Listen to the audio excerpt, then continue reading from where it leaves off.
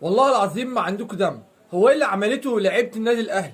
مش مشيتوه قبله بقى يا عم؟ مش مشيتوا الكابتن سيد عبد الحفيظ اللي كان ماسك اوضه اللبس بتاعه النادي الاهلي ومسيطر على لعيبه النادي الاهلي؟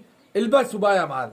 لعيبه النادي الاهلي اللي ما عندهاش دم، لعيبه النادي الاهلي اللي عندها لا مبالاه ومش فارق معاها خساره الفريق، مش فارق معاها ان هي حصاله في كاس العالم للانديه، طالعين ندافع عنهم ونقول فوارق فنيه وفوارق ماديه، ده طلع كمان في فوارق عقليه. علشان كده هتفضل لاعب مصري، عشان كده هتفضل تلعب في الدوري المصري. ما العقليه بتاعتك لو اختلفت واتطورت هتبقى زي محمد صلاح وهتحترف، انما انت طول ما انت عقليه اللاعب المصري هتفضل في مصر. لعيبه النادي الاهلي مش فارق معاها المباراه اللي جايه، لعيبه النادي الاهلي مش فارق معاها مباراه بورتو، تحس ان هي رايحه تلعب مع بورتو السخن مش بورتو بتاعت الدوري البرتغالي. لعيبه النادي الاهلي سايبه الفريق، لعيبه النادي الاهلي مش فارق معاها الماتشات وراحت تتسوق في امريكا، لعيبه النادي الاهلي مش فارق معاها اي حاجه، لعيبه النادي الاهلي مش فارق معاها جمهور النادي الاهلي اللي دمه اتحرق، لعيبه النادي الاهلي مش فارق معاها حزن جمهور النادي الاهلي على فريقه.